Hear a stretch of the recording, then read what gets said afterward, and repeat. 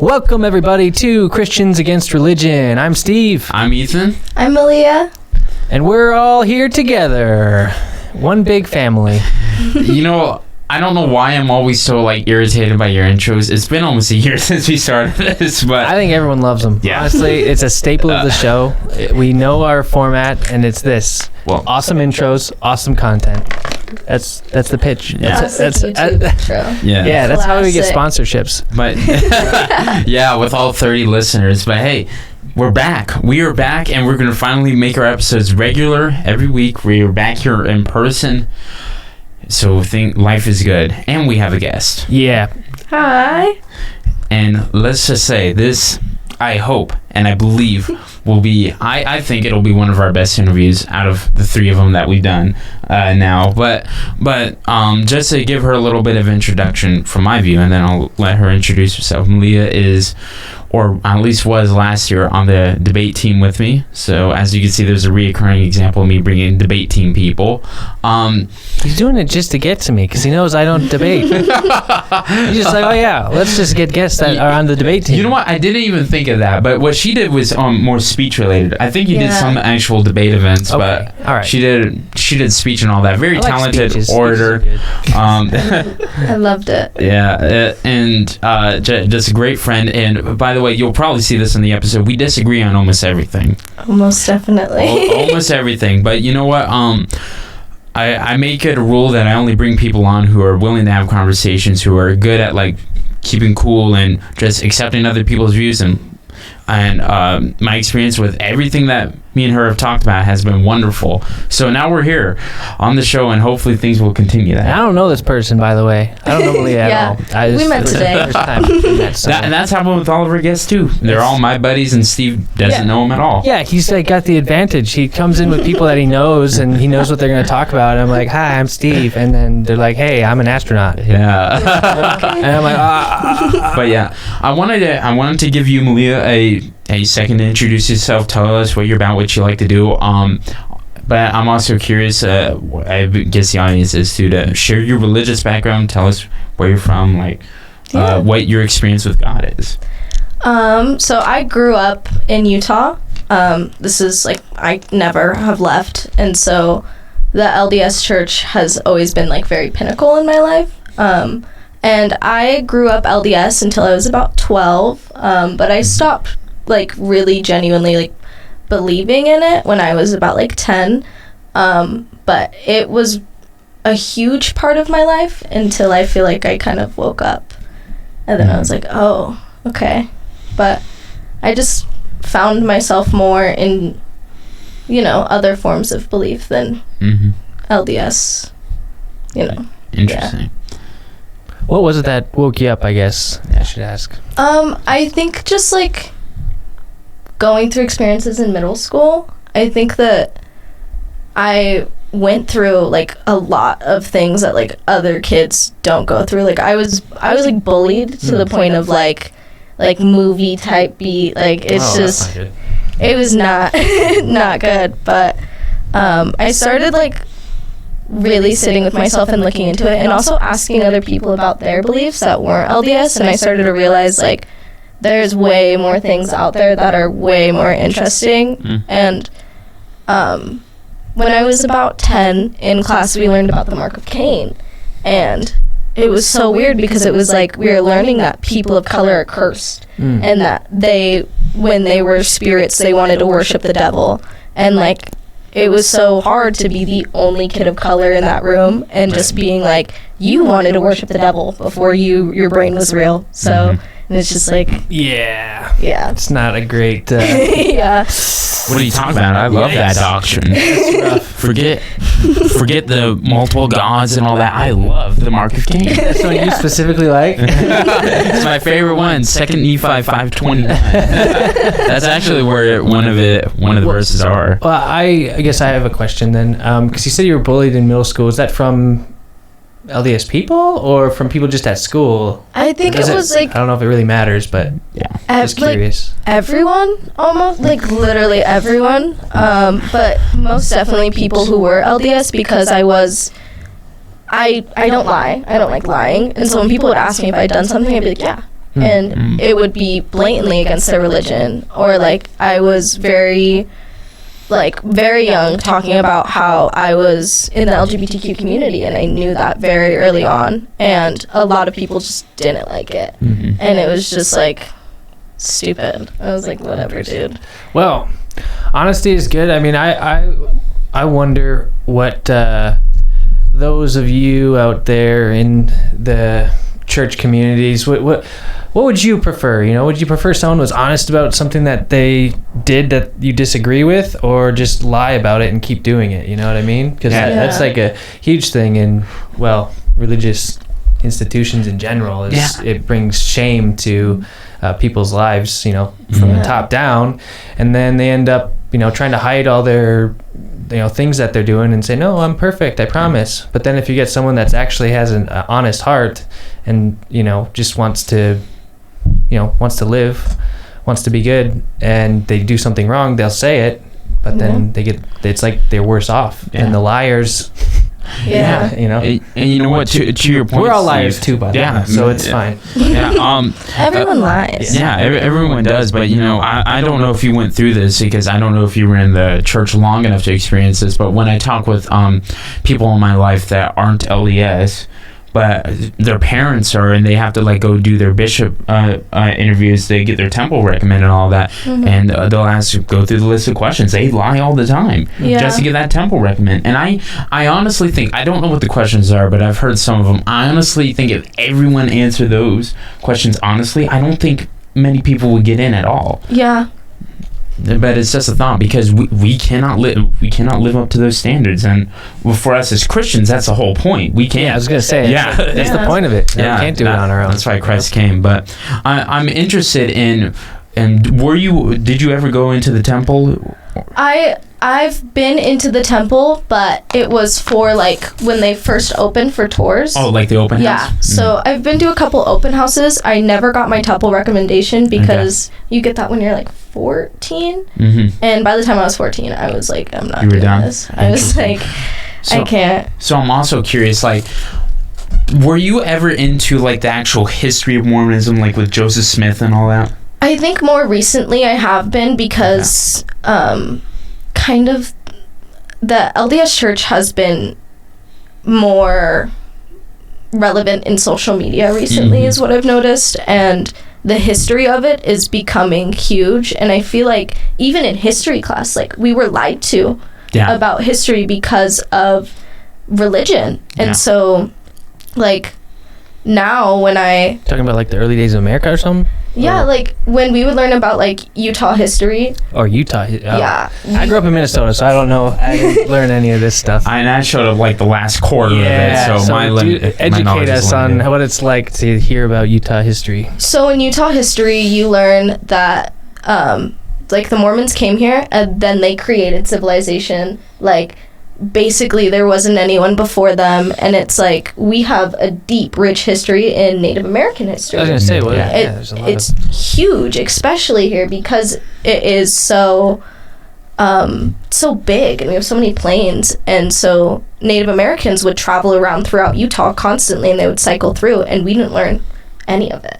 We just learned about, like, Brigham Young coming here and being like, okay, this is the place. I'm gonna make civilization now, and it's like there already was, and they came in and they attacked people for having their own religion, and they they thought that Native Americans were like witches and were worshiping horrible things, and it was like they just had their own way of religion. They made their own sense of it, and since it wasn't Christianity, since it wasn't what they thought they were worshiping the devil, and they were horrible, and they got banished, and it was. Well, I think that's pretty true with most of the the Wild West times, you know, when people were expanding. I think it's true of like European history, like coming over here to the Americas, or even like the British going into Africa and all that. It's a common human occurrence. Yeah, it's pretty true with you know, all of the U.S. Yeah, pretty much. You know, all the explorers that came. I mean, the Spaniards going into South America, Central America. It's the exact same thing. I think it's common of all people. But here's I mean, I don't know. Everyone sucks. Is kind of how I see all of this history. When you look back and you see what everyone is doing, it's like, you know, everyone sucks, dude. Let's just Destroy everything. Yeah. I mean, there's so much blame you can throw around all over the place because I mean, like the what was it the Mayans or the Incans that were like, I don't know, sacrificing people? It was the and Mayans, stuff? I think. Was it? I didn't even know that. Oh, Yeah. like human Oh my sacrifices gosh. and like just killing babies and stuff. Yeah. They're just like, Crazy. okay, So throw them that's in the what I'm woods. saying. Like, Yeah. there was a movie about it too with some famous. It's a famous movie and I can't remember the name of it, but it's like a crazy. I don't know, something about human sacrifices and Yeah. these people get trapped by some ancient pyramid civilization or something. Interesting. So- Yeah, that would be the Well, Mayans. if The Mayans built you guys would probably pyramids. know what that is if you're hearing this. I'd lose all references and thoughts by the time. So The But it- camera's on, brain blank. Yeah, that Yeah. happens every time, man, It really without does. fail. Yep. But anyways, all that to say, yeah, history's tough. But it's interesting that they talk about it here because I don't think in Minnesota where I grew up they talked about Minnesota history really. Really? They didn't talk about it in Florida either. I never got a Florida history lesson. Yeah. We have a whole year. What? So like history year? cycles. So you learn about Utah history, America history, world history, and then every year it would cycle through every 3 years. Yeah. And it just like was lame because Well, it was a lack of information. Yeah. It's like you're just leaving out pieces that should be said. Yeah, and but something I did find interesting about Utah history is when I noticed a coincidence between Utah wanting to become a state and then the prophet at that time, I forgot his name, saying that polygamy is no longer allowed in the church. Yeah. Right? Because those things were coincided because the little deal is like, okay, if you want to be a the US state, was like, hey, you got to quit that polygamy thing. Yeah. You gotta stop. And so all of a sudden God sends a revelation to end polygamy there, but it's still practiced spiritually, which I know we have some LDS listeners, especially my friends, they'll be like, you think you're crazy. Look into it. In fact, I'm going to promote utlm.com or .org. Check it all out, but it's still a spiritual principle. Either way, no matter what it is, like it's just religion. Well, I should say, material religion and men just telling people what they got to do for nefarious reasons. You know what I mean? So it's not unique to just the Mormon history. I mean, I do. with everything. Fair enough, man. I mean, it's just like here in Utah, it's what we're familiar with. Yeah, right? I'm just clarifying Yeah. for those that are LDS that are watching. Like, Yeah. I'm not only picking on LDS. Yeah. I'll pick on churches I've been a part of too, Like, all day. This whole show is about that. Yeah. That's the whole point. Yep. Yeah. So Leah, you and I were talking before Steve showed up about your thoughts on the Bible, and I am very curious. I am very curious to hear what you have to say. So, I don't know if it's real. I don't know if any religion's real, and I will never say that like I fully do not believe in God. I will never ever ever be like I just don't believe in it because like there's a chance, and if I die like and I like go to heaven and like God's real, I'm like cool, like great, because I'm a good person, so I know I'll be chilling. But like I think that in the Old Testament it was just kind of like a God just like fucking with us. really? Like I think he was just like, oh, like you don't like your wife, just kill your whole family and I'll give you a new one. And he's like, do it. And then they did, and he'd be like, okay, here you go. And then like in the New Testament he was like, oh, here's my kid, and then we killed him. Humans killed him, and we brutally killed him. And I think after that God was just like, okay, I'm out. Like, I'm done. I'm Really? not helping you anymore. Yeah. I think he was like, I created you guys. I made you guys. And you guys killed my kid. Mhm. I'm done. And, like, because if I was God and, like... okay, this is, like, messed up. But, like, if I was God and, like, Hitler exists, I would have just been like, nah. Okay. I would have just, like, killed him before he was, like, born. There's a song you by know? A Plea for Purging that I wanted to, whatever. There's a song by A Plea for Purging called Shiver, and in that song, the main part of that is, if I were God, we'd all be dead. So, Yeah. Well, I mean, people suck. I want to ask you a question like the first part of what you said. Yeah. Do you see the connection between the Old Testament and the New? Kind of. Okay. Yeah. I genuinely, like, the way I view it is, like, the Old Testament is all about God and, like, God himself, and the New Testament is all about Jesus. And, like, yeah. I'm trying to see. Do you want to say something, Steve? Because I might be going down a road that might not be helpful. No, it's all right. I didn't want to really go down that road right away. I was just going to ask you two things. First thing is, okay, so what do you think the Bible is then, if it's not, or, well, you were explaining what you thought it was, I guess. What is it? I think it's like a story that people wrote, or and people just like sort of agreed on what it was, or? I think it was humans trying to come to terms with gods, and the belief in God. And so, like, I think when you do become a higher self and you become one with the earth, you start to understand things, and, like, spirits and energies can speak to you and can guide you through things. And I think that they really were, like, talking to something, I don't know what it was, but I think that they were, like, at least in their own heads, talking to something that was real. And they were writing it out, and they were journaling about their lives and about their stories.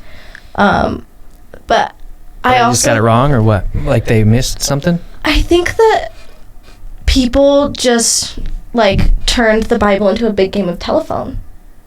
I think that it's just, like, passed over and passed over and passed over, and it's been through so many different people's mouths that now it's like, is what you're saying You mean what we have today? Like the Bible we have today, Yeah. get a Bible, read it. So you think the original letters would have been more accurate? Yeah, I think so. I think most people would agree on that, except for maybe the people that say King James version. I wouldn't compare it to a game of telephone. I think it's like the differences we have between the Bible now and the Bible back then is very minimal. Yeah, I think like we know with a general amount of accuracy what's been added to the Bible, what's been changed, right? Still debate. But sure. But I think there's good evidence to suggest that the Bible is a highly accurate book in terms of its preservation from today from when it was originally written. Yeah. Yeah. Okay. But one thing I'd like to say that is a little bit more like telephone is, I guess the doctrines that we see go over time, because they're constantly changing and morphing from one person in charge to the next. Sure. You know what I mean? Yeah. And I guess you could say that with some churches, and then other churches will like go back to what the church fathers would say and take from their traditions, right? But then they'll make it mean what they think. Yeah. It means. So exactly. Either way, it's like it's all church play. Big game of telephone. Yeah. Well, especially with like preachers and stuff, because I think a lot of people used people's, like, humans have a natural instinct to want to believe in something. Mm-hmm. Yeah. We are genuinely curious, and life after death is one thing that humans will never know. We will never actually genuinely know. Until we know. Yeah, exactly. And then once we know, we can't tell the people that we know. And so it's like, I think that people understood that, and they used it to gain power. And oh yeah, you're right. 100%. Yeah. 100%. Yes. And I think that's what religion has become. Okay. Because it was just so many people grabbing for power that now, even if you are good and you want to be good and you want to be, you want to speak truth, and you want to teach people about religion in a positive way, it's still going to be dampered because the people 15,000 years ago were doing it for power, and that's what we know. So you would value personal revelation over, like, traditions? Yeah. Okay. I think we agree on that, right? In a general sense. In a general sense. Yeah. And maybe in a different way that you mean. But, okay. So just trying to clarify some of that No, stuff. Yeah. you're good. So- Yeah, it's all clarification questions. I'm curious before you say what you want to say. From your understanding, when you were raised in Mormonism, going back to that, what did you understand the gospel to be? I think it was just be good. Just like be pure and good and follow these lines or else you're done. Mm-hmm. It was like very much so if you fuck up, if you don't follow this exactly, you were done. Like in the afterlife, you're going to hell, or you'll be on one of the 3 tiers and you don't Of get to heaven, see your family. You're separated from them. And I think that whole religion, at least for me, was based off of fear. Mm-hmm. I was in fear of not being religious because I would lose everyone in my life, and that's what the gospel was to me, was fear. Like, Ooh, that was powerful right there. Yeah, and that's not unique to like the LDS faith. It's the same with Evangelicals. evangelical Christian youth groups. That's like when I was growing up, it's the same thing. So yeah, I feel that. I mean, with Mormonism, actually, I feel like it's like a lot less fear coming from an evangelical background, because it's like, Probably. I'm not going to hell. I get at least one of the heavens, right? Oh, that's You true. know? Yeah, in my background, it was like imagining what hell's gonna be like if you don't, obey the rules. Yeah. Instead of putting your faith on Jesus, Right. But honestly, what do you expect a Maliyah, kid to do? Yeah. Focus on the monster. I keep spilling my beverages over here. honestly, Maliyah, what you said about, and I don't know if Steve shares this emotion that I do, but like what you just said about what you understood the gospel to be in Mormonism really makes me sad, and it kind of makes me mad in a sense, because the gospel from like the Bible is totally different. Yeah. But we can get into that later. You have something you want to say, Steve? Oh no, I'm just want to drive home that it's the same with evangelical Yeah, it is. Yeah. It is. upbringings too. So Yeah. I think a lot of religions have the same thing, and it's like kind of, even if you're not Christian, there's still like a belief in keeping it fearful, Mm-hmm. keeping you religious because of fear. that's why we're called Christians against religion, and Yeah. not Christians against Christianity Yeah. or something else. Yeah. Because it's when men get their dirty little fingers into a Exactly. good thing that we have problems. Yeah. Yeah. So I have to ask then, what determines truth for you? Is it feelings? Is it like the spirit working with you? Is it evidence? Like what determines truth? I think it is evidence. Okay. I think it is honesty, and like I love listening to people talk about their religion. I really do. Even if they are very like ununderstanding of whatever anyone else has, I love listening to people talk about their belief, because like sometimes you really do get evidence. Yeah. And a lot of people who aren't Christian and they start believing in a faith of like paganism and belief in other gods and like warping the fabric of reality, they get results. And it's like, that's what I believe in. I believe in results. And I also just believe in being a good person. I think that no matter what, you should wake up every day and be able to confidently say, I'm a good person, without a feeling in your chest that you're lying. What counts as good? What counts as evidence? Is it evidence or results? I wonder what. I'm just curious. Like what counts as evidence in your mind and what doesn't? I think that Because a lot of times people have different views. So yeah. how can it be evidence if there's different I think experiences? I guess. like results, honestly, and like What results? mediums, like how people can like talk to ghosts and stuff. Like I think that is pure evidence of religion working, and pure evidence of like there is most definitely an afterlife. Like, and I think that some faiths don't really have any pure evidence, and a lot of faiths are like built on a guessing game. Like what? like being like when I was LDS, it was like I prayed every day and nothing was ever answered, ever. But if I put a little crystal in my pocket for a week, suddenly I have what I want. And I'm like, well, like when I actually started finding my own faith and my own religion that my spirit and my soul was drawn to, I think I started finding evidence, and I was like, oh, okay, like this is working. Like, it was really interesting. Interesting, yeah. But go ahead, Steve. No, I'm just trying to wrap my head around it. I'm not trying to, attack you with questions here. No, I'm just, you're not. I love it. I want to draw out That's what I'm here for. what you believe. So, okay. So is truth subjective then? Because it is. Truth is. I think that, especially an experience on the debate team, if I talk for enough time, I can make anything right or wrong. I can make any side right or wrong. That's so interesting. And you can find evidence on anything being right That or is true. wrong. That is true. That's true. But what about objective truth? Does it exist? I'm not saying our perception of what truth is, like the information we have, but I'm saying that door is red. Yeah. We'll say that door is red. That's for example. That wavelength of red is hitting our eyes. Yeah. Is that true, or is it just depends?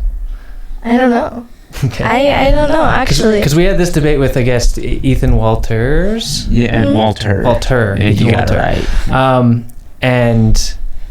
I won't compare you guys, but he was arguing for subjective truth, and it was sort of sounding like that coming from you. So I'm curious, because then I will go return to my original argument. No, Steve, if you protest this thing, I'm throwing water bottle at you. And I don't think it's the same thing. I don't think so at all. I will argue for objective truth, but go ahead. I think reality is bendable, and so I think that nothing is. I think physical things, like this is a microphone, that's an objective truth. Like that's just like, so this is a microphone. Yeah, it's true. But like at the same time, everything is warpable. Warpable in what way? Like everything in reality is warpable. I think you can manipulate any part of reality. Can you manipulate the fact that reality is warpable? That would be it. That's what I'm saying. That's gotta be. You read my mind there, objective Steve. truth, right? Yeah. I do agree with you. There is objective truth. Okay, but you're just saying people are very easy to sway, or people's. We don't know. Well, okay, Ethan and I would agree on this. We would say that there is indeed an objective truth, but we're not going to know all of it, and our as how we live our lives is subjective because obviously we're just one person. Yeah. So, what are your thoughts on that? Goodness. Yeah. Because otherwise nothing's real, and that's... See, but the thing is like, is any of it real? Is any of it actually real? Yes. I think but, like, you don't know. Okay, but, so, in your mind, if it's not real, what does that mean to you? That means I could, like, wake up and be, like, a 40-year-old person who's living a completely different life, and I just, like, took a DMT trip that, like, didn't go well. But that would still mean that there's are things that are real. Yeah, or like we're in a simulation and nothing's real. Okay. But either way, once the world outside of the simulation is real. Yeah. So there is reality. There is objective reality. Yeah. That's what I'm arguing for. So there's gotta be Okay, go ahead. No. I just want to make this one point of what you're saying. Earlier you were talking about evidence, right? The reason I would object to simulation or that is because there is absolutely no reason for me to believe it. Right? I don't know if Steve would agree with me on that, but I mean, I'm not going to go against the simulation theory, so. I go against it purely on probability, or just no reason to believe that exists. That's why people go for it. It's probability. Yeah, I don't think it's I don't think it's probable because you have to assume something outside of controlling reality, saying, "Oh, all this is fake," you know. Well, okay, let me argue for. I will argue for the simulation in just a second. Okay. But continue what you're saying, then I'll. No, I finished. Go ahead. Oh, okay. It wasn't elaborated well. No, well, the reason this is going to be a side tangent, but we'll have fun with this. Yeah. So the reason the simulation theory is based on the probability of it all is because with our technology and artificial intelligence and things, the way it's going, it's looking like we're going to eventually be able to create a simulation that's indistinguishable from reality. Okay.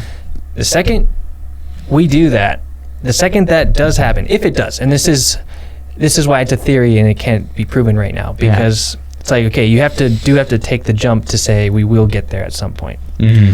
If we do get there, then the second you make a simulation that's indistinguishable from reality, it means the chances of what we see now right here being the original reality is so tiny, because you've proven that it can happen, that you can make indistinguishable from reality simulation. So that's why I'm saying the probability.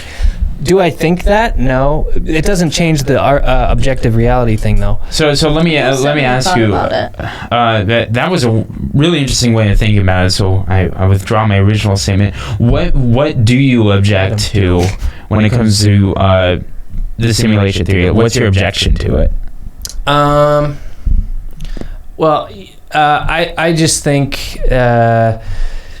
Either way, it takes a leap of faith to believe that anyways. So it's like it's the same thing with the alien question. It's like, okay, you could say all this stuff, but at the end of the day, it's just you have to take it on faith and what's most likely in your head to be true. Yeah.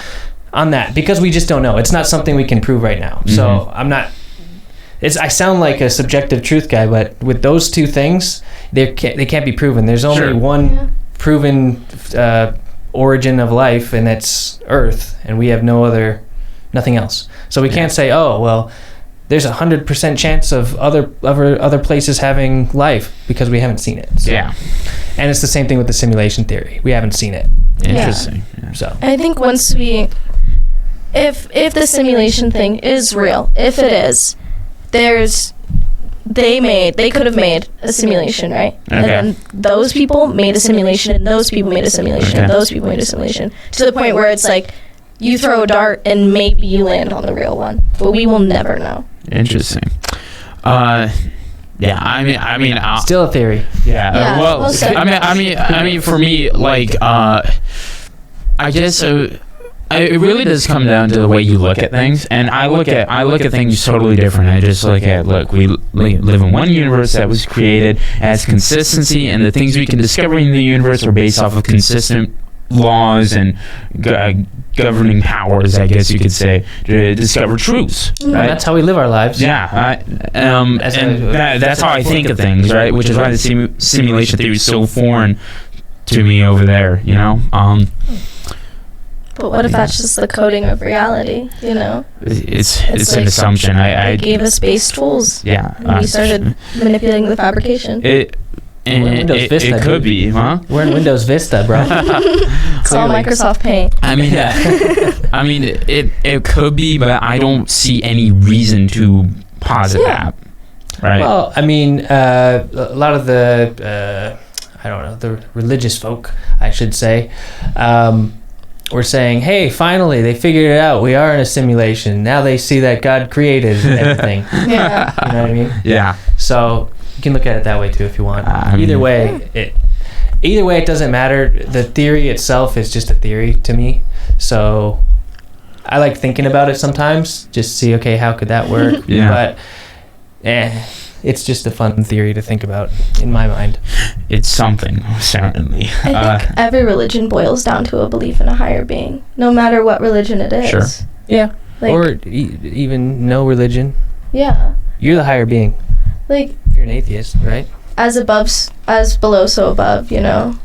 Like, just like, even if your higher being is the earth itself, you know, the earth itself is a higher being than us. True. It has more power, it has more energy, it gives us life in a way that we cannot give to anyone else, and it just absorbs. It absorbs without having to destroy another thing.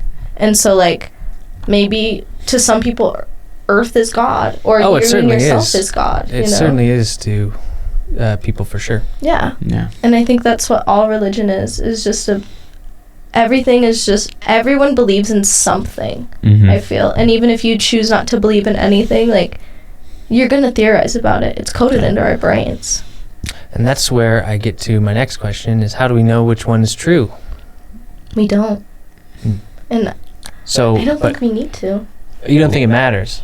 I think that from my perspective, like, I have always theorized, especially recently, about a bunch of different religions.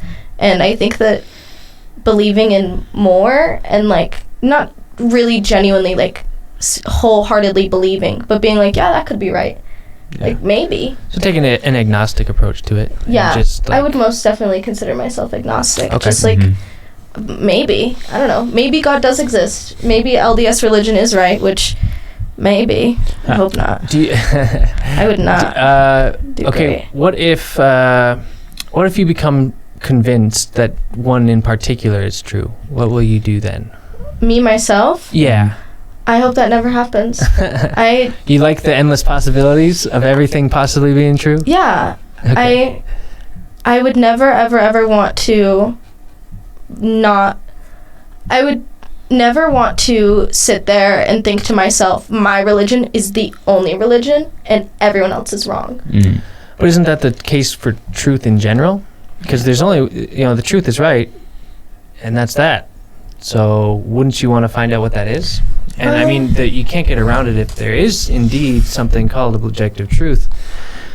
Everyone else is wrong if they don't agree with what the truth is, right? But what's the point? Because we'll never know. Well, how do you know we'll never know? Well, we'll We're know just talking when we about die. simulation. Yeah. We'll know when we die, or know when we get to a point where it's like, okay, this is actually what happens. If we get enough technology to understand what happens to the soul and the spirit after we die, then I would be like, okay, yeah, proof, pure evidence of like, okay, yeah. But until then, I'm just going to be like, all of it could be right. But you said the crystal in your pocket was the evidence that you needed to show that was proof. So, Yeah. I mean, how is that different from having a better day if you Pay your tithes or something like that. That happened to me. Whenever I paid my tithes, I'd have a good week. Sure. And that's what my bishop told me, and I think that was a bunch of horse shit. Like, Yeah. I really do. But I think it's just manifesting. I Mm. think it's just the way your brain looks at life. And, like, to me, that evidence is just using the human brain to manipulate the fabric of reality. So, like, I'm just believing in this hard enough that in my head it becomes real. So, like, I'm gonna have, like, this little, like, this ring that I wear that has, like, rose quartz in it to attract love. And, Talking like, law of attraction? it's just like anything really. Like, if that happens, it's because, like, you open your mind and your soul to letting it happen almost, and, like, it's just a physical thing that lets your brain go, yeah, okay, Get out of your own like, way. exactly, like, think about it, like, it just keeps it on your mind, and that's what makes it real, is that it's just there. Like, that's my evidence, is Like like it's a placebo. Exactly. I think The placebo rock. Yep. Yep. So it's all changes based on your brain's perception of it, Yeah. which I mean is true to some degree, in my opinion, because of placebos. Yeah. But that doesn't change what is real necessarily. I mean, it changes how you Perceive it. and how you react to things. I think there's a difference between, like, physical reality and like something that's real and your perspective of reality. Okay. Like, I think there's a huge difference. Like what, Ethan? Calling all Ethans. Hold on. I just spaced out for like a quick second. You say that. I caught him on space out. I think there's something different between things being physically real Okay. and your perception of reality. Interesting. So I think that. Well, there is a difference. Well, yeah. Yeah. One is objective, one is subjective. Well, Yeah. I think. Exactly. So I'm gonna go with what Steve said earlier. That look, for me, I believe Christianity to be true. I believe that God is real, and I believe that Christ died for my sins, right? But in that, just to give a little bit of a different example than Steve gave, is that, look, God has declared an objective truth, right? Because God can't say in one section of Scripture that, I don't know, to pay your tithes, and then another section say don't pay your tithes, right? Mm-hmm. But in this like form of Christianity, there are different interpretations of what we know. So we live the faith subjectively, right? So some Christians say you need to pay your tithes, and then other Christians will say you don't need to pay your tithes, right? Mm-hmm. But there is one objective truth, right? Mm-hmm. And so when it comes to this truth, I don't. And I'm probably wrong in this, but I don't necessarily separate it into categories, you know? Yeah. I just believe that, okay, that's true, that's false. If that helps. Well, I think Maliyah was just basically making the distinction of subjectivity versus objectivity. Yeah. I think so, right? Yeah. Because you're saying how you're perceiving things, or what how the mind is interacting with things in the world versus what is there. Yeah. Right? I think that. And like you can't manipulate this. You can't. But you can manipulate the way your brain sees things and the patterns that what it tells your hand to do. Yeah, exactly. Like you can only control you. Sorry. No, you're good. And like you can only control the world around you, and you can use the tools that the earth has given you to kind of make sense of it. Mm-hmm. And like I think that the human brain and the way we see reality is way more powerful than we think. And we can use it to manipulate. And, like, we can use things to kind of make an understanding of it, you know? Like tarot cards. Tarot cards don't tell you yes or no, ever. Like, ever. They're never going to be like yes or no. But you'll pull out a card and read about it, and you'll be like, how can I relate this into my life and make an understanding of it? Interesting. So it's like... So it doesn't matter if the tarot card is not doing anything. It's just how we're perceiving the tarot card. Is that what you're saying? Because I would agree with that. I think so. I think that they can. I think that they can be kind of a gateway into speaking into things we as humans can't see. Like, I think our souls are trapped in our bodies as a vessel, and I think that the earth has given us things, or God, or whatever you believe in, has given us things to kind of make more sense of it. And I think that that's just a tool to make more sense of what we're doing, because really, truly, like, we kind of all just wake up.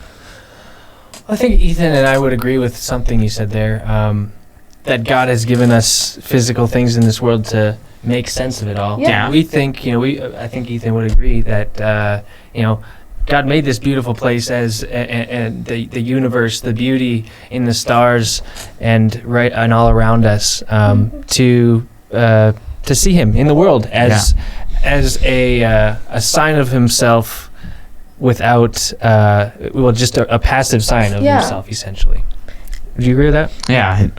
Absolutely. Like whenever I it's the argument for someone that has never heard the name Jesus, could they still know God? Well, they look. Paul talks about in Romans 1 where they look and they know Him, right? Maybe not by name, but like they know Him. I have a question for you two. Okay. So you two both believe in God. Yep. Yes. Do you think that if God is like a person, a being, do you think He is disappointed in us for taking the world that He created and killing it? Oh, what, like climate change and all that? Or are you thinking of a different way? The way we like He created us and we hate each other for our beliefs. We're killing the earth. We're drilling it up. We are building, like, especially in America, everything is just concrete and it's ugly and it's so un-outside friendly. Like, you are either genuinely at work, at a third-party place, or at home, and third-party places don't really exist anymore. And it's literally just like, don't go outside, don't go to these places. All of the playgrounds and everything where you would enjoy the outside, it's all plastic. It's all just like gross. I think God God, I have to make it more general, and I'll make it more specific here in a sec. God hates sin, but through what He did on the cross, through the person of Jesus, dealt with all that. So God's no longer wrathful or angry with us because He already paid our sin.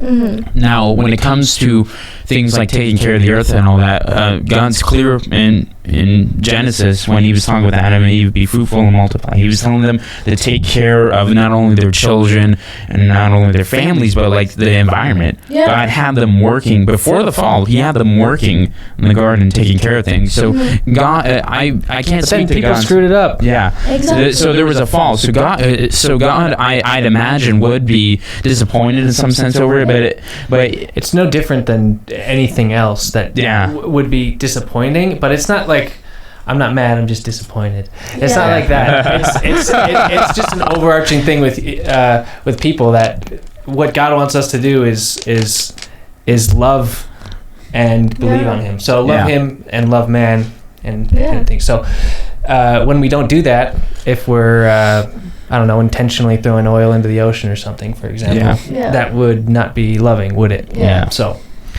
and this is where we would get into subjectivity, because there's not necessarily one answer for that. It depends on the situation, and people can see things a little differently. So, you could argue that, it's kind of by design that we would have to get over these conflicts, because the easy thing to do is just fight over everything and destroy your neighbor's crops with all the oil from your factory over here. The much more difficult thing to do, which is what He tells us to do, is to love and love your enemy, and don't give in to fighting with people over this stuff, and show love and be selfless.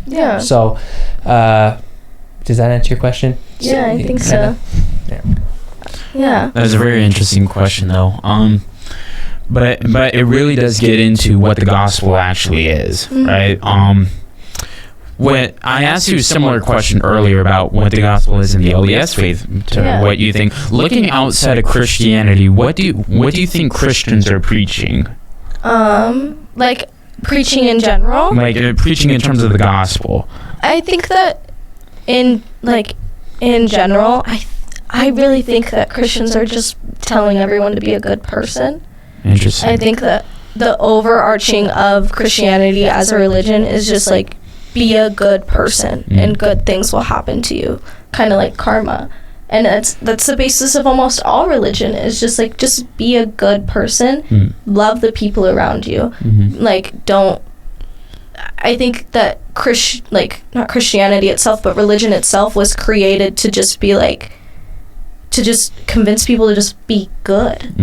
And I think that it worked. I think it really did work, but I also think that some people use it to preach hatred, and I don't think that that's what Christianity is. When I look at religion that is preaching, how I grew up, I was taught that being bisexual or being in the LGBTQ community, LGBT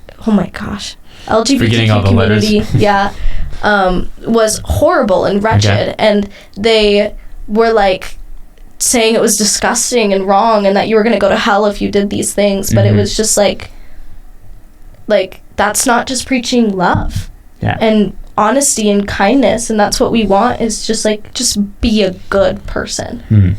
So then you have to define good.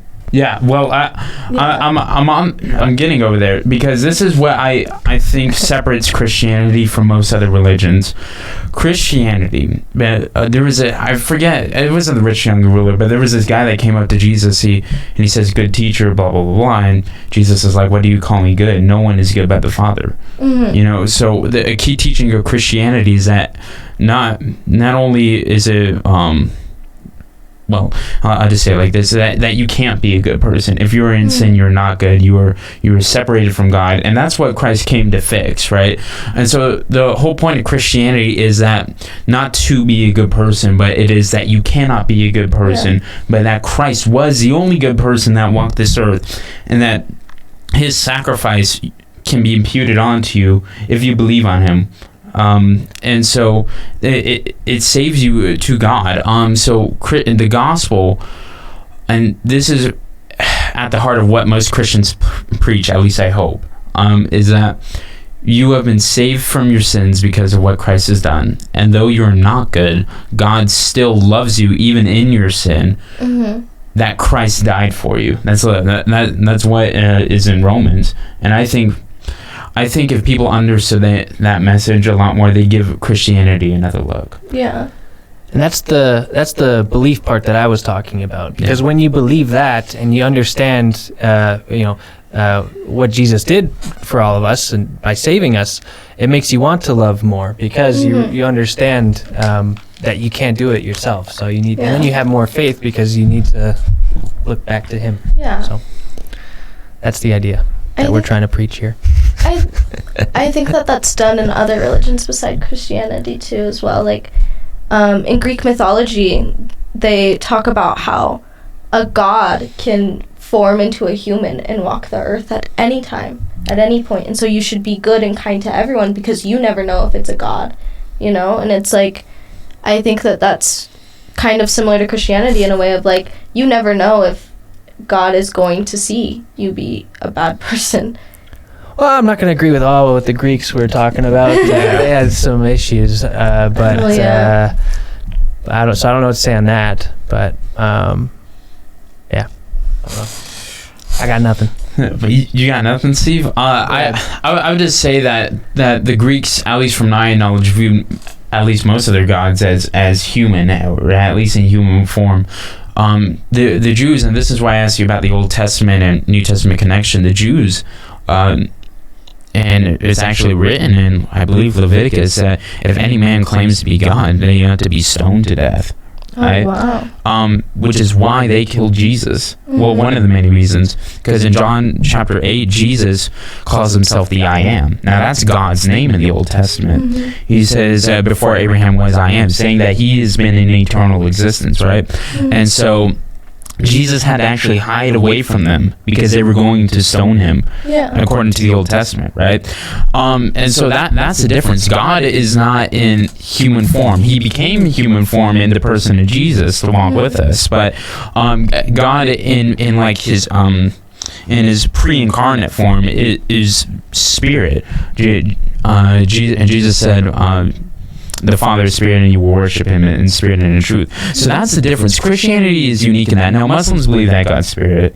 Jews believe that God's spirit. But their Christianity is unique in saying that God became man so that he could suffer the punishment that God had to inflict on man for our sins. And so that's the difference. Okay.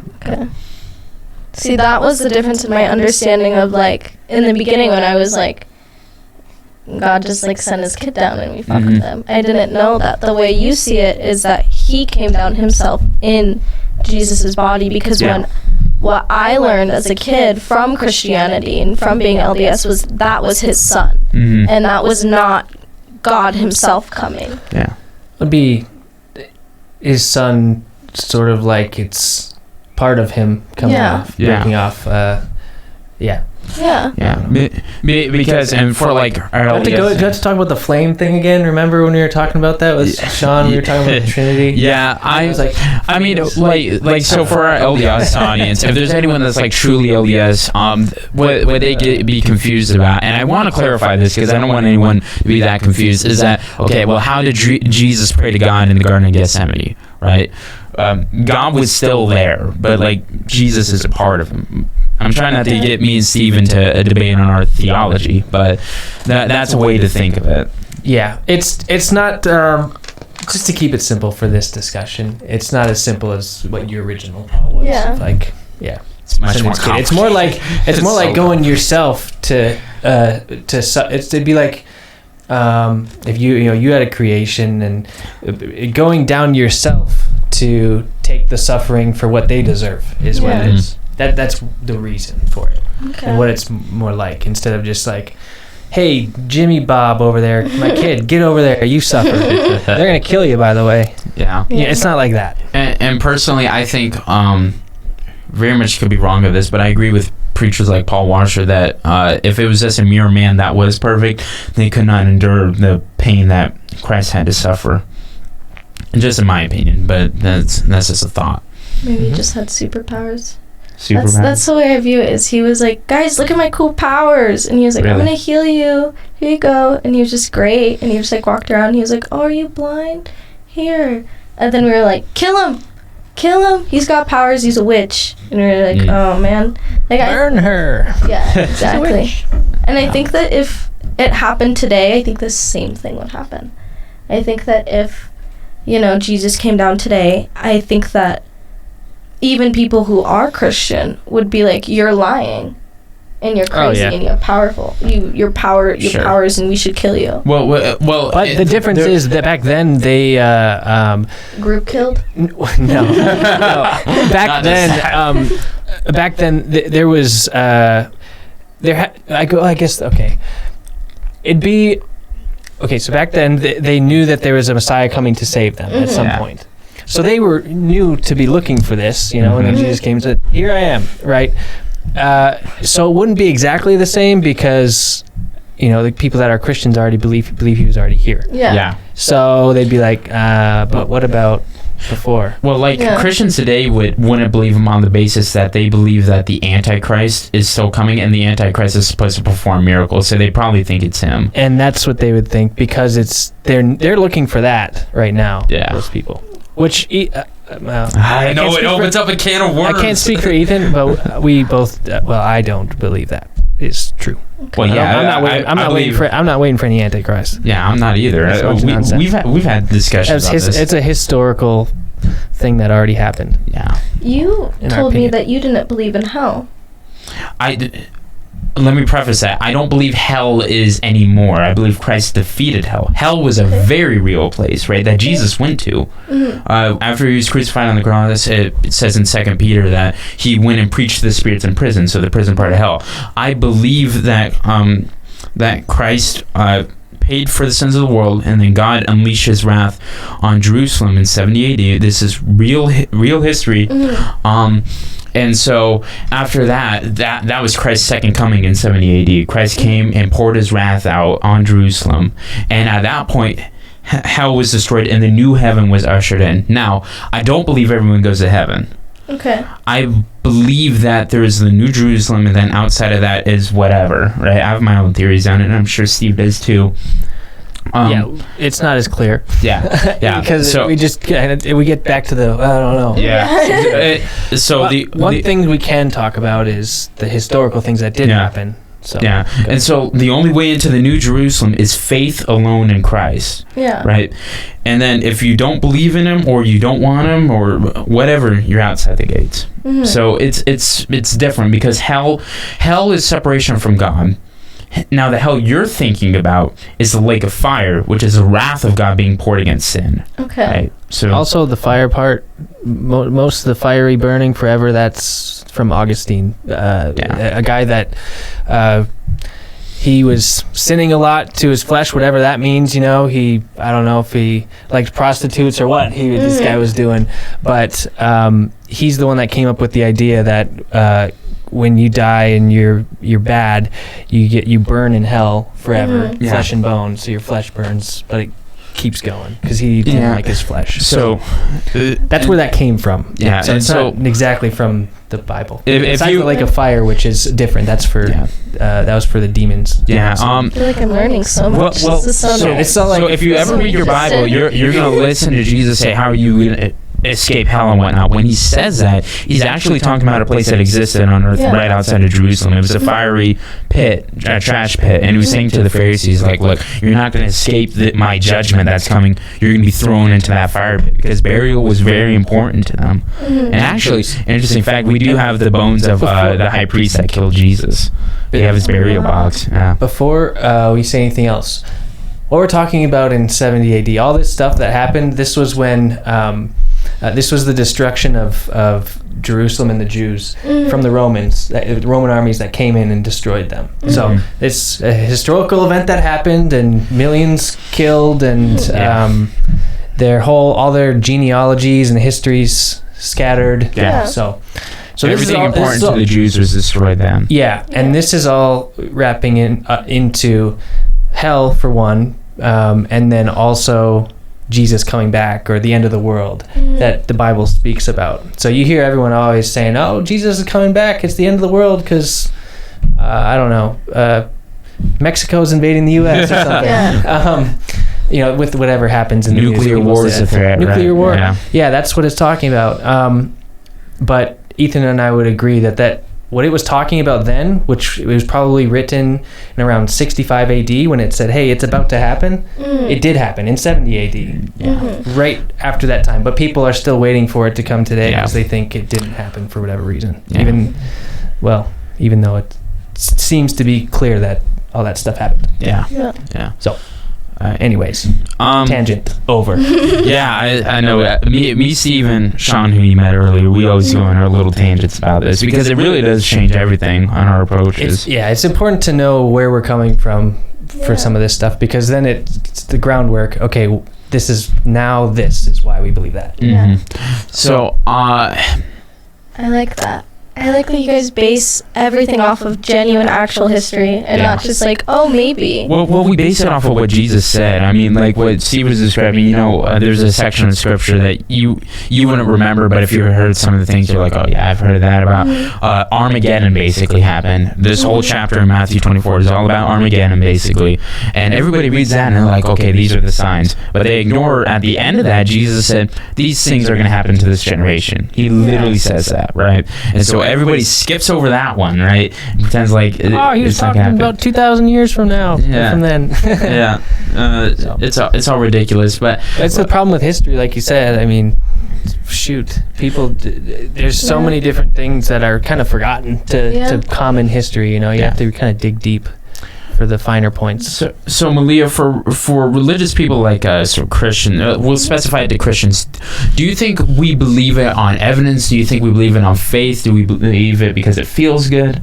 I think it's mostly built on faith, but I think for a small, minute group of people, you included, I think that you really, really, really value the history and the education of religion itself. And that's something that I found really interesting in the conversation that we would have in debate, and especially because you were one of my favorite people to talk to about religion, because it wasn't just faith, and then when I would say something to be like, okay, but what about this, you would feel attacked, you would listen to what I was saying and go, well, here's my perspective, and then we could really genuinely listen and talk to each other. But the majority of people I've met and I've talked to about religion, it's all just a guessing game for them. That's why they feel attacked, because they're not secure in what they believe, because they probably don't. The thing that's I know I can say about Ethan, and I could say about myself, is the value of finding truth and seeking for truth, because we don't want it if it's not true. So we're not worried, about any little thing, because it just means, well, I've said this a lot, in an argument you can't lose. If you lose the argument, well, you actually win because you just learned something. Exactly. And if you win, well, good, then you just taught someone something, or you just learned, so or you just won the argument. So that's the attitude people should have. But a lot of people don't. They just take whatever they heard over their life and like, yep, I believe it, and that's that. And they don't have any. They don't know the reasons for those beliefs. So then when you attack that, it feels like they don't know what to do. They're on shaky ground. Like, no, get away from me. And that's probably the difference that you're. And it's hard because you're never necessarily trying to attack someone's religion. You're just trying to understand, especially from what I've known is either I'm trying to explain the way I see things, or trying to understand the way someone else sees something, and they take it as you don't believe me, and then they get really upset. But it's I'm just trying to know where you're at. I just want to know why do you believe in what you believe, and what made you want to believe in this? Because a lot of people just believe in what their parents told them and what they grew up knowing, and it's it's so hard to see, because it's I know you have enough intelligence to kind of look it up on your own and really find out what you want to know, and what you want to see, and how what your soul and your body is attracted to, because I think every religion, has a probability of existing. And so when you believe in something, you could just go into that afterlife, I could go into the afterlife I believe into, and you could go into yours, and it'd be separate. And it's just what your soul is attracted to. And I think that every person has their own way. Or maybe it's all. So there's not just one. They're all true. We're getting back into Ethan Walter territory here. I think all of them could be. I think all of them say good, fair points. Okay. All of them say good, fair points. Well, I've said this many times when people are debating about religion or having arguments in general. Ethan, me, you, any other guest. Mm-hmm. We're all arguing for what we believe is most likely. Yeah. At the end of the day, that's what no one can truly say, no, I know this. It's most likely to us, okay, on a lot of things, whether it's baptism or the end of the world or, or like you said, the afterlife, To you, I would imagine, what's most likely is that, what you're arguing for. Even if you don't know for sure. Most likely doesn't mean 99% likely. It just means the highest amount likely to you. Yeah. So keep that in mind. Yeah. Just to reframe an argument, if you hear someone attacking you, they're saying what they think is most likely. Yeah. Most probable. I also want to say that, and this might make me sound like a jerk, but it's something I genuinely believe. I don't respect people's other religions. I respect them and I love them, but I can't respect something that I don't see as true, right? Okay. And I don't know if you agree with that, Steve, but that's how I view it. And so whenever I talk with people, I do want to understand why they believe something, but it's like valuing a position. We'll say I don't know. Someone's saying that door's blue. That's silly. I don't value that. Yeah. I value that it's red because I know the truth. Yeah, and so I would say I value the truth. I wouldn't respect something that's not true either. But I will say something that I've said often before. The reason to have grace and understanding with people is that we don't know where we are on this whole spectrum of knowledge, right? Yeah. We think we're up at the top, but we could be down here, and maybe they're up here. So you got to hear everyone out. I mean, it doesn't mean it's true, but just hear everyone out because maybe they know something. Yeah, and it also maybe depends. They don't. And it also depends on what they're talking about, right?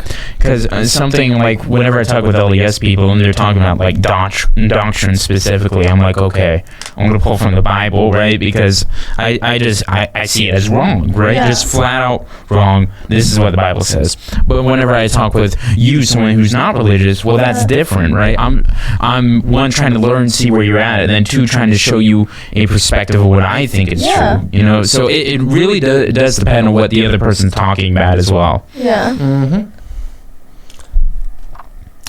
I got nothing. I'm sorry. I was looking at the time. I was worried how long we were going. I have a question, actually. Okay. Yeah. How do you think religion has affected the educational system? And do you think that religion should be a part of the educational system? Separation of church and state. I think religion should be involved in history. I think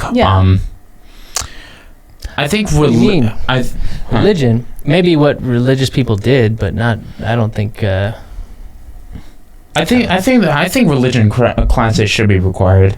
I think learning about different faiths also includes different cultures, so I think that's important. That's a bit different. Yeah. Versus in history class talking about.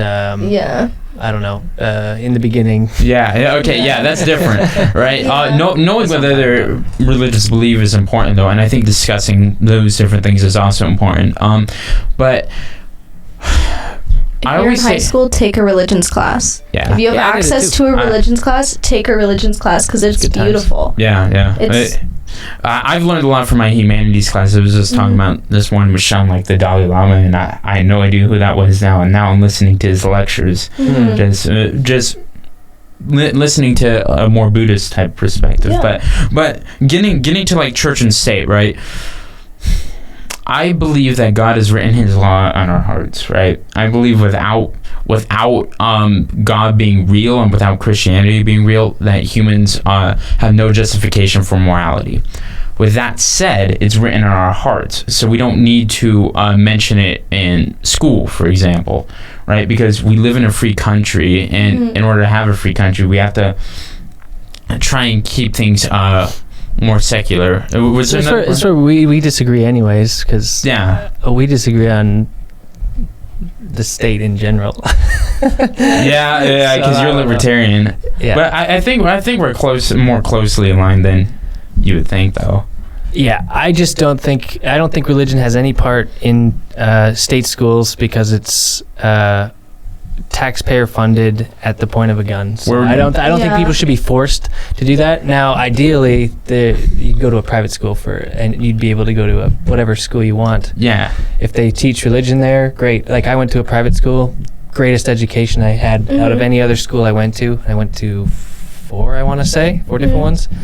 And I learned the most in just the 2 years I went to private Christian school than I did anywhere else, just because they were at such a higher level, And they have more funding to be able to get teachers who are private funded. Actively willing to go the extra mile and really focus on you. And are they smaller classes as well? Yeah, it was like 30 kids. That's so good. Like, I think that smaller class sizes, and also, like, I have nothing against private schools, but I think that in public schools, sitting there and, like, 600 people in my grade instead of 30, you're forcing them all to learn about, like, stuff that's, like, kind of wrong sometimes, and also, like, and it's made to it's like a one size fits all, made to fit everyone. It's not personalized, which is it's the same reason I don't like pop music, but whatever. Mass appeal, cut and paste. It's like the watered down stuff. So when I came to public school after doing that, I was like, this sucks. I'm not learning anything. You're reading from the same book that kids have been reading for the past 10 years, and you're doing this assignment that the teacher has been given the class, the same assignment for the past 10 years. Everything's on Quizlet. Everything's done. Get a textbook with a bunch of dicks drawn all over. To answer your question, though, yes, I'm fine with religion in schools as long as it's not a public school owned by the state. So that's the reason I say separation of church and state, because that's the important. I agree with that. Yeah. Religion, fine in education, sure. If you know that if you choose to. If you choose that, But if you're going to a public school funded by tax money, no. I think every public high school should have a religions class, though, where you learn about the history of religion. But I think that religion is way too invasive on, like, sex ed. I think it's especially in Utah, like, it is so bad, because, like, my sex ed class, we didn't learn anything. We didn't learn absolutely anything. And our teacher wasn't allowed to be like, hey, use a condom, or like... I have super weird views on this. Okay. I think we haven't talked about this, so go ahead. Here's the thing. This is sort of a weird place to go on this show, but that's all right. Welcome to Christian Against Religion Sex Ed. Yeah. Well, so in that private school, they didn't teach it either. Instead, we had... No, because the parent got mad or something. But ideally, this is what would happen. Ideally, parents were better and taught their kids about sex ed themselves properly. You know what I'm saying? I think that's what should happen. I don't trust the state to teach my kids about that. But I just think don't you're right in a sense. But the problem is parents don't. Parents suck. Yeah. So here's the thing. Here's what we could do. I don't know. Just have more options, because there's so many sex ed classes that suck and are ridiculous. Yeah. The cross country coach teach ours, or track coach. I feel like there's a way that could be done a lot less creepy than how some of the sex ed classes are, because it's just sort of weird sometimes. Yeah. I don't know. But so I know for my kids for sure, I will teach them sex ed in a proper way, because I value them knowing this stuff. Yeah. I can imagine how that's going to go. We're going to go to the amusement park on that day and hang out instead of them going in sex ed class and learning from some weirdo. I think that not that all sex ed teachers are weirdos, but some are. It all just sounds weird. Yeah. I think that sex ed is really necessary to teach in school in the matter of health class. Like, because like sex is a part of health, and not every parent, you can't leave it to parents to be good parents. Unfortunately, since everyone has the choice to have kids whenever they want, no matter what, you can't just be like, okay, well, be a good parent, because people who are bad parents are going to have kids. There's nothing we can do about it. What we can do is be like, you can opt out of this class, you can opt your kid out. Yeah, be better. And better parents. yeah. It's a good advice for in general. But you should be able to, like, if you don't want your kid to learn about like sex ed, then opt your kid out. But I think it should be very appropriate to teach especially young teenagers about consent, about and we should be teaching kids about consent from a very young age, like the tea conversation. You know what I think? Well, you know what I think would be maybe this would be better. Instead of doing it like, okay, this day or like the next 2 days or the next week class or whatever is on sex ed, and you just go and you don't know what to expect, it'd be nice to have like better communication or a syllabus or something, so that the parents or the kids or whoever knows kind of what's going on. Because it felt like for me it was always like a surprise. Like, heck, we're talking about sex ed today, and then some different teacher would come in and I'm like, who are you? You know, it was like surprise, you can't run from it this time, sex ed. Versus you sit in class and they're like, we're gonna watch a lady have a kid. We're gonna watch a labor video. I never had to watch that. Really? I did in 7th grade. In high school they didn't no. That day I didn't go. They showed us a video in 5th grade when they were talking about puberty. They separated the boys and the girls, right? And and, the only thing I remember from this video is like there was like a creepy narrator that kind of sounded like God, right? And then there's like this kid standing in a white room, and he's like, whenever I see a hot woman, it gets hard, and I'm like, how's this helpful?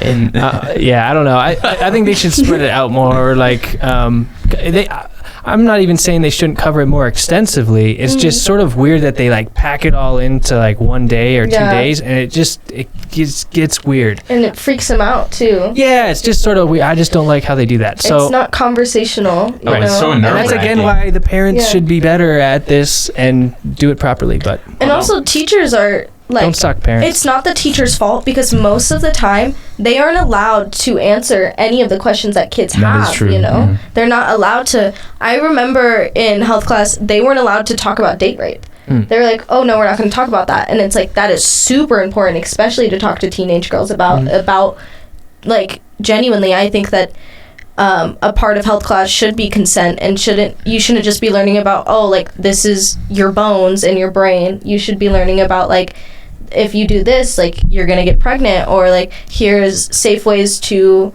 kind of like be safe with your body, and like you should be teaching that sex is not this horrible vigorous thing. Like, I feel like it's in our human nature to have sex. Everyone is going to have sex, and I feel like putting shame on it, and especially to these teenagers, and being like, if you have sex, these horrible bad things are gonna happen to you. Instead of doing that, just be like, if you're gonna have sex, you're a teenager, here are the bad things that could happen, here's ways to prevent the bad things that could happen, and here's how to do it safely and consently, and how to understand when you're ready and when you're not ready. And it's just like, it's so harmful to just be like, just don't do it. Like, just don't. Well, that was the whole sex ed in the past, was just leave it up to you to talk about it in the locker room or whatever. Not a great idea. Yeah. Well, you learned it in the locker room. Yeah. But anyways, I don't know. It's a tricky topic. Like it's hard. Dicey. Just the nature of it all. Yeah. Yeah. So with kids, I'm calling you guys kids because I'm the only adult here. Right? I'll be an adult in 3 or 4 weeks. I'm an adult. I'm a legal adult. Well, then Yeah. Okay. Peace, man. October 25th. Looking at you, Ethan. Yeah, Ethan, you gotta leave the room. We're gonna talk about sex and stuff. It's a tricky thing when you're talking to a whole bunch of children with brains that aren't developed yet about, I don't know. It's just it's a lot of. It's like a big weight put on whoever has to do it. So I don't envy that job. And those poor health teachers, they just wanted to be a football coach. Yeah. They just wanted to coach baseball. They like tore out their knee. You know. Those that can't. They were gonna be great, but then they. You know. Those that can't teach sex ed. Yep.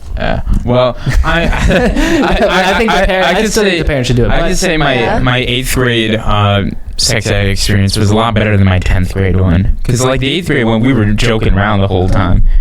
Yeah. 10th grade was a little less. Yeah. I won't say her name on air, but I'm trying to think, because we most definitely had the same teacher. So yeah. It was. Yeah. But yeah, she didn't like me. Really? Yeah. Well, hey, she was the best, man. But yeah, it was much more chilled out. But I remember her saying that we couldn't talk about contraception because the new law that just passed in Utah, talking about contraception wasn't until another year from then. Wait, what is this contraception law? I'm not sure. But before the law was like in effect, you couldn't talk about contraception. Yeah. Like that was the law before. Yeah. But then. But then how long ago was this? Was this yesterday? It was 8th grade, but when we couldn't talk about it, but like by 9th grade year, you could talk about it. No, we were up here in Utah. It's a Utah thing. Oh, yeah. In 8th grade. Like, I don't know. You were here in 8th grade? I got here at the end of 7th grade year, like the last quarter, a week before the last quarter. You did? Yep. Mm-hmm. I thought you moved much. What? Nope, I've been here almost 5 years. Yeah, I met you in like your first It's freaking me out. Yeah. It's freaking me out, dude. I'm turning old way fast. Yeah, wait. Oh, man. But 10th grade year, when we did sex ed, we talked about contraception. That's weird because we hardly did. Really? We went to the same school. Yeah. My teacher blew over it, and he also said that if you have sex, you'll die. To the whole class. He said, if you have sex, you'll get STDs and you will die. Everyone dies, so he's not wrong. Okay. If you have sex, you'll die. Also, if you don't have sex, you'll die. Yeah. You'll die. My teacher was like, he was like such a chill guy. He was a little too chill with how he said things. Like he just smiled about everything. That's what I'm saying. That's why I guess it's a tricky position because you want to be chill, but the chill sex ed teacher, yikes, that's dicey. Yeah, like I remember when he was using all like the scientific terms to describe the pull-out method. I was so grossed out. I think we should have doctors come in and talk about it. There you go. You should get it. Like high schools should hire a doctor to go in and talk about it because like these teachers are not equipped. That's actually not a bad idea. They're not equipped. Hire a doctor, sure.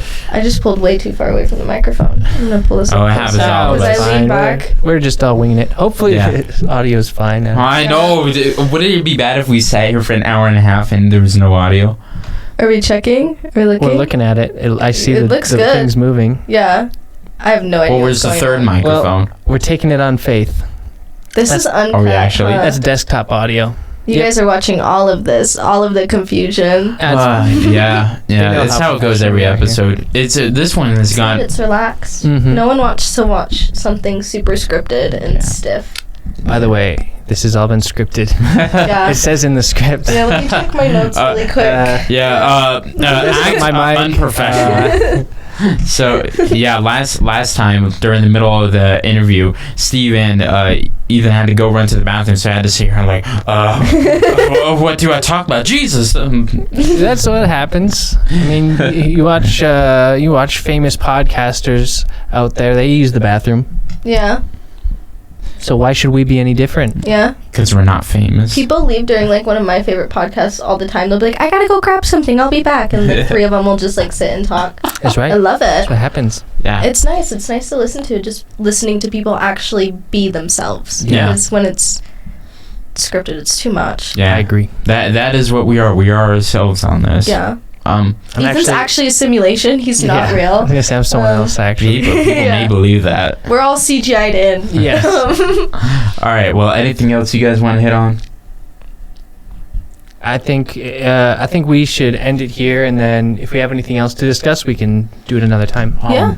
All right, let's do it. Well, thank you guys for listening to this episode of Christians Against Religion.